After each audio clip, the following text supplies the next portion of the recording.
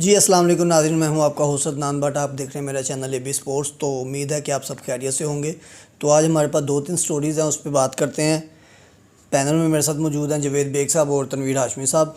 तो इनसे आज जानने की कोशिश करेंगे। पहली स्टोरी की तरफ चलते हैं। पहली स्टोरी ये है कि आज मोहसिन नकवी साहब ने एक बड़ा ऐलान कर दिया कि जी मैं एडमिनिस्ट्रेटिव जो चीज़ें हैं मैं उनको देखूँगा, उनको संभालूँगा, और पीसीबी के जो खिलाड़ियों के और मैचेस या ये सारे जो मामलात हैं खिलाड़ियों के, वो सारे साबका टेस्ट क्रिकेटर या साबका कप्तान या बहुत सारे जो सीनियर्स प्लेयर हैं उनके हवाले कर दूंगा। तो आज पहला जो है उन्होंने टास्क दे दिया है। ओवरऑल जो सारी चीज़ें संभालने के लिए उन्होंने वक़ार यूनुस साहब को मौका दिया है, उनको इंतखाब दिया है, उनका इंतखाब किया है कि वो वक़ार यूनुस को ये सारी जो हैं चीज़ें उनके हवाले करेंगे कि आप खिलाड़ियों के हवाले से और कोचेज़ के हवाले से ये सारी अंडरस्टैंडिंग जो है वो वक़ार यूनुस साहब देखें।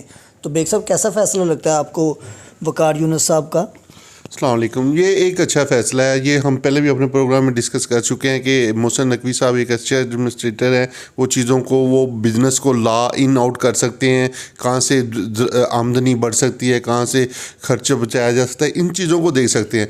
हमेशा वैसे कितने भी दुनिया के क्रिकेट बोर्ड है उनमें काफ़ी ज़्यादा लोग इस तरह के लेवल के बिजनेसमैन टाइप के लोग ही हैं, लेकिन कहीं कहीं कोई फॉर्मर क्रिकेटर या इस तरह के लोग हैं।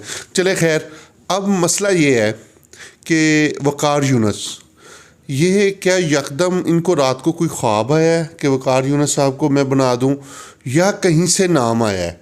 ये अवाम को पता होना चाहिए ना। जिस बंदे ने कोचिंग के लिए अप्लाई नहीं किया, ठीक है, वो यकदम एक आला ओहदे, बड़े ओहदे पर आ रहा है।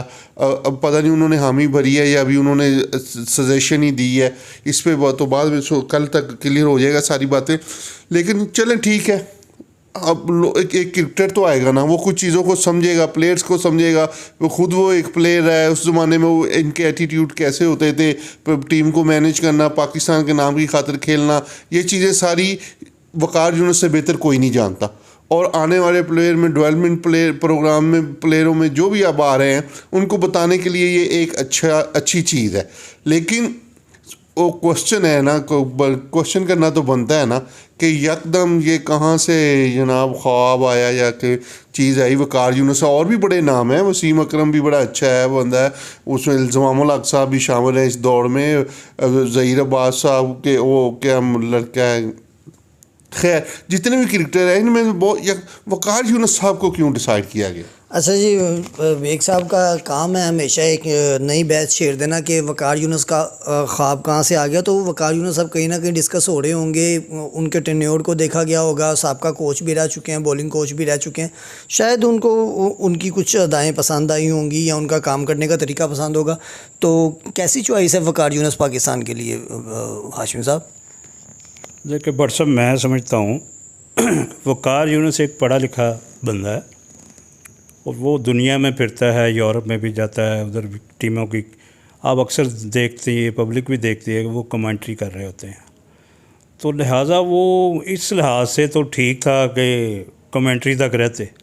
ये जो आगे बोर्ड में ले आए हैं ना, ये मेरी समझ से बालातर है। पहले भी कोच रहे हैं, ऐसी कौन सी कोच एक और सब कोच के ऊपर उन्होंने कोच बना दिया? ओ यार नहीं, ये देखे भट्ट साहब, आप प्रोफेशनल किसी बंदे को लेके आए, इससे ज़्यादा अच्छे लोग भी हैं अभी तक पाकिस्तान। हाशमी साहब, हुण इन्हां दे दंद टुट जाणगे या इन्हां दे एडी एडी लंबी चिट्टी दाड़ी आएगी तो फिर ही सीनियर या प्रोफेशनल कहलाणगे। सारी ज़िंदगी उन्होंने क्रिकेट खेडी है तो प्रोफेशनल ही ने। देखें, ये इससे पहले का दौर देख लें वक़ार यूनुस का, जब ये कोच थे तो टीम में ना वो दोनों में वो लॉबियाँ बन गई थी, ठीक है। लेकिन इस बार देखें, ये आमिर का जो केस हुआ और ये जो आसिफ, आप देखें इतना अच्छा बॉलर है आसिफ, कितना अच्छा बॉलर था कि उसकी हर दुनिया से, बाहर से भी लोग तारीफ़ करते थे। इन सब का बेड़ा गर्क करने वाला वक़ार यूनुस है। आप इस चीज़ को देखें।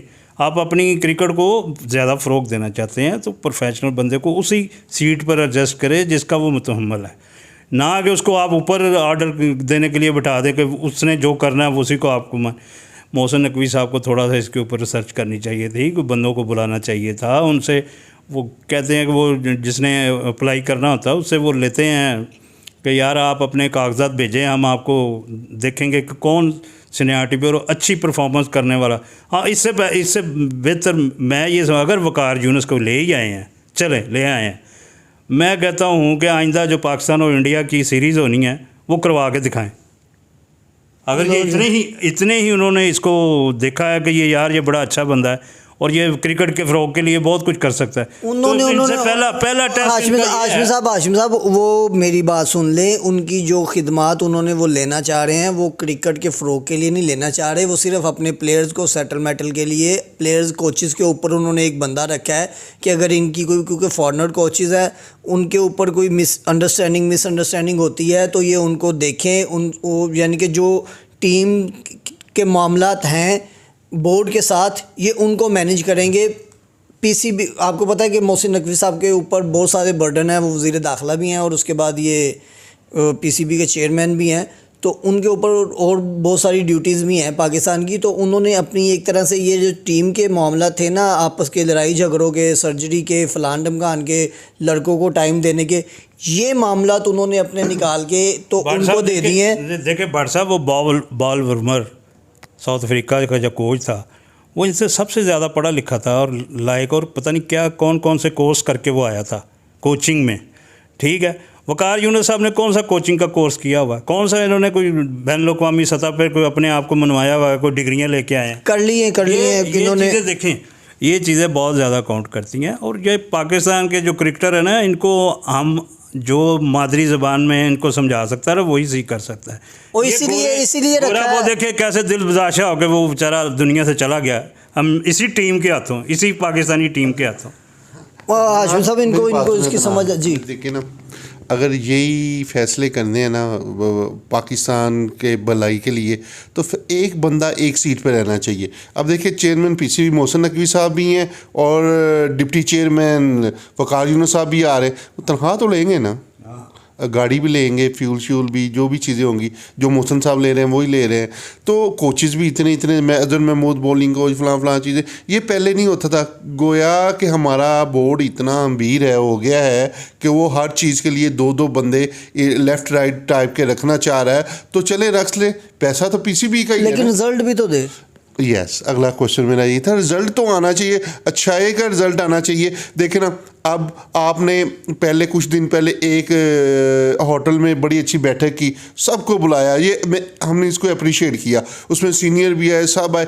क्या उन सीनियर में से जिसमें जुवैद मियां दाद है, क्या वो पहले वो सियासी बुनियादों पे आते रहे टीम में? मोहसिन खान है, बासत अली है, इल्ज़ामुल हक हैं, और भी काफ़ी लोग हैं, मुश्ताक अहमद हैं, सकलैन मुश्ताक, जहाज़ अहमद थे। क्या ये लोग पहले सियासी बुनियादों पर ही आते हैं बोर्ड में?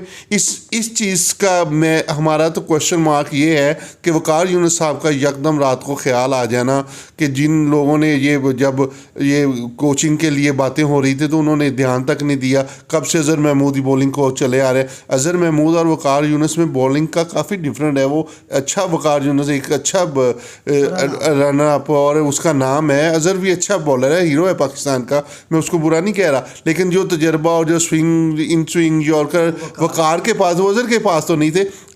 अगर ये बेहतरी के लिए ये कोई काम हो रहा होता तो वकार को चाहिए था पहले मैं बॉलिंग सेट करूंगा। ये जो हारिस भाई हैं, ये जो 16-16 20-20 स्कोर खा रहे हैं, या नसीम शाह बच्चे हैं, तीनों भाई हैं शाह ब्रदर्स, और इनको मैं ठीक करूंगा। पाकिस्तान को एक वही चीज़ लाऊंगा जो वसीम अकरम और वकार यूनुस अटैक हुआ करता था। तो ये बेहतरी के लिए काम होता है, ना गोया कि आपको एक बड़ी सीट मिल जाए, आप बस वो बटन दबाने वाली बातें करते रहें कि तुम ऐसा कर दो, तुम वैसा कर दो। हमारा सिर्फ, मेरा और हाशमी साहब का एहतजाज इसी बात पे है कि अगर आपने पाकिस्तान के लिए कुछ करना है तो वॉलंटियरियन करें, ना कि आपके पास एक बड़ा ओहदा हो तो फिर आप ये काम सारे अंजाम दें।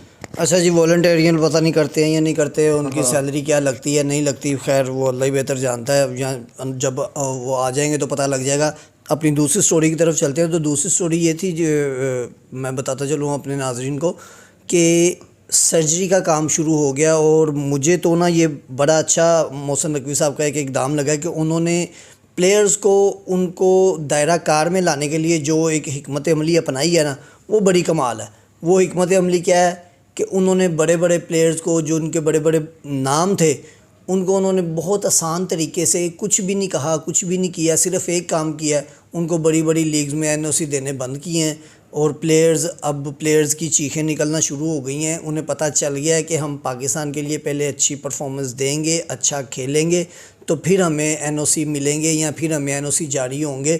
जिस तरह मोहम्मद रिजवान, बाबर आजम और शहनशाह अफरीदी को ग्लोबल T20 के लिए एनओसी नहीं दिया गया, नसीम शाह को 100 लीग के लिए एनओसी नहीं दिया गया, हालांकि वो 3 के 4 करोड़ पाकिस्तानी बनते थे उनके, नसीम शाह के, जो उन्हें वहाँ से अमाउंट मिलनी थी, लेकिन उन्हें एनओसी नहीं दिया गया।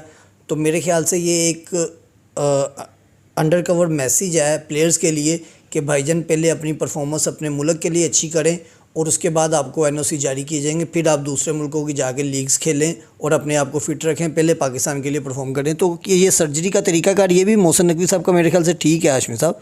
नहीं, ये ठीक है, जो बात ठीक है, जो बात अच्छी है उसको हम अप्रिशिएट करते हैं। क्योंकि इसके अलावा काबू ही नहीं आ रहे थे प्लेयर्स, इतनी मनमानियाँ, ग्रुपिंग। हाँ, इसके अलावा इनका जो एग्रीमेंट था ना वो भी उन्होंने वहीं पे रखा है, उसमें कोई इंक्रीज़ नहीं किया, उसको डिक्रीज़ भी नहीं किया, जो प्लेयर को था पहले वही है। ये बड़ी अच्छी बात की उन्होंने कि भाई आपकी परफॉर्मेंस ही कोई नहीं है और मुल्क के लिए कोई खिदमत ही नहीं है, तो मैं कैसे आपके पैसे बढ़ा दूँ। ये बहुत अच्छा उनका ये इकदाम है, हम इसको अप्रिशिएट करते हैं। लो जी बेग साहब, बहुत अच्छा इकदाम है, हाशमी साहब ने तो इस इकदाम को बेहतर कर दिया। आप इसमें से पता नहीं क्या निकाल लेंगे, हंसी आ रही है आपको? हंसी वाली बात नहीं है, मोहसिन नकवी साहब एक अच्छे सर्जन साबित हुए हैं। हाँ, बड़े कमाल लफ्ज़ इस्तेमाल किया, अच्छे सर्जन साबित हुए हैं कि कट भी नहीं लगाया और ऑपरेशन भी हो गया, ना किसी को बेहोश, लेज़र ऑपरेशन कर दिया, ना किसी को बेहोश किया कि पहले उसको इंजेक्शन लगाया बेहोशी का, फिर उसका ऑपरेट करे। उन्होंने बगैर बेहोश किए सबका ऑपरेट कर दिया। अच्छा, मैं ना एक क्वेश्चन करना चाह रहा हूँ मैं अपनी नॉलेज के लिए। ये जो टीम ऑस्ट्रेलिया रवाना हुई है वाइट बॉल शाहीन के नाम से, मीडिया पे नामें आ रही हैं कि वाइट बॉल शाहीन ऑस्ट्रेलिया रवाना हो गए, उसमें सब लड़के नए हैं, हारिस रऊफ है। ये क्या कोई सीरियस खेलने गए हैं या कोई वहाँ पे अलग से टूर्नामेंट? हारिस रऊफ नहीं है, मोहम्मद हारिस है। मोहम्मद हारिस नहीं, वो एक 4 रोज़ा टूर्नामेंट है, 8 टीमों के साथ। अच्छा। टेस्ट टीमें हैं, वो वनडे भी हैं उनके, वो खेलने गए। चल, मेरे तो इल्म में था, मैंने लोगों को, क्योंकि लोग जब वो हेडलाइन टीवीज़ की सुनते हैं ना तो वो बड़े खुश होते हैं कि यार सारी टीम ही चेंज कर दी। अच्छा परफॉर्म कर रहे हैं वहाँ पे वो, बांग्लादेशी के खिलाफ बड़ा कमाल खेल रहे हैं। हाँ, वही ना, वो लोगों को ये समझाने के लिए ये। हाँ भाईजान, वो सर्जरी नहीं हुई, अब वो समझ रहे हो, पता नहीं सर्जरी करके टीम सारी नहीं कर दी, ये आप पूछना चाह रहे थे। ये आप लोगों को खुद मैसेज दे दें कि वो सर्जरी नहीं हुई। हाँ, ये टीमों के मैच हैं, वो खेलने गए हुए हैं। कई लोगों ने काफ़ी तबसरा किया था कि यार ये पाकिस्तान में इंडिया को कॉपी किया है, जिस तरह रावल और कोहली और रोहित शर्मा के अलावा सारी टीमें। जिम्बाब्वे में बिल्कुल नए लड़के बच्चे भेजे उन्होंने, और फिर अब श्रीलंका, तमिलनाडु जहाँ पे वो है ना, वो यानी कि बड़ा पुरस्कून सा मुल्क है श्रीलंका, वहाँ कोई वो इस तरह की जगजहती हुर्रियत पसंद, रावण का मुल्क। हाँ, रावण का मुल्क, वहाँ पे कोई ऐसी टेररिज्म वाली एक्टिविटी नहीं है। और वहाँ गौतम, और वो मुल्क जहाँ पे पाकिस्तान ने जाके अमन की आशा फैलाई, हाँ, उस मुल्क में वो जिसको पूरी दुनिया मानती है। और श्रीलंकन खुद एक्सेप्ट करते हैं कि अगर पाकिस्तानी यहाँ पे आके ऑपरेशन ना करते तो आज हम पता नहीं कहाँ पे फंसे होते, हमारे बच्चे भूखे मर रहे होते। वहाँ पर इंडिया खेलने चला गया है, लेकिन यहाँ पर आते हुए उन्हें शर्म आती है, उन्हें ख़तरा फील होता है। मेरा ख्याल से उन्हें हार से डर लगता है। हार से डर लगता है हमारा। जो भी अब मैंने जो मैसेज देना चाहा वो आपने दे दिया, ठीक है, कि यही सीन है कि आप श्रीलंका में भी तहरीकें हर किस मुल्क में नहीं चल रही यार, अमेरिका में भी चल रही हैं, कहाँ नहीं वो चल रही, तो आप इस बुनियाद पे आ रहे हैं। खैर, आज जो खबर सुनने में आई है कि ICC ने बिल्कुल दो टोक जवाब दे दिया इंडिया को कि कोई हार्ड आउट सिस्टम नहीं, कोई न्यूट्रल वेन्यू नहीं, कोई नहीं, आपने जाना है तो सत बिस्मिल्लाह, आपने नहीं जाना तो आप लिख के दे दें और 9वीं टीम शामिल कर लें। जी बेग साहब ने बता दिया। तो हरभजन साहब, आपके लिए फिर एक मैसेज है, मैं ज़रा रिपीट कर दूं वही बात कि ये वही श्रीलंका है जहां पे पाकिस्तान ने जाके ऑपरेशन किया और वहां पे अमन कायम किया, और आप उसी पाकिस्तान में, उसी कंट्री में आने के लिए कह रहे हैं कि हम यहाँ पे आना नहीं चाहते, कि यहाँ पे हमें ख़तरा फ़ील होता है। तो आपकी पूरी इंडियन टीम श्रीलंका में खेल रही है जहाँ पे मरहून मिन्नत पाकिस्तान की अमन कायम हुआ है। तो ICC ने भी आज एक बड़ा इकदाम दिया, बेग साहब ने बता दिया कि अगर आप खेलना चाहें पाकिस्तान में तो आप जा सकते हैं, नहीं तो फिर आपके लिए वाइट पेपर नज़र आ जाएगा, झंडी हो जाएगी, 9वीं टीम एंटर हो जाएगी। तो आज के लिए इतना ही। अब प्लीज़ हमारे चैनल को लाइक कीजिएगा, शेयर कीजिएगा। हमारी नेक्स्ट वीडियो को देखने के लिए चैनल को सब्सक्राइब ज़रूर कर दीजिएगा। शुक्रिया।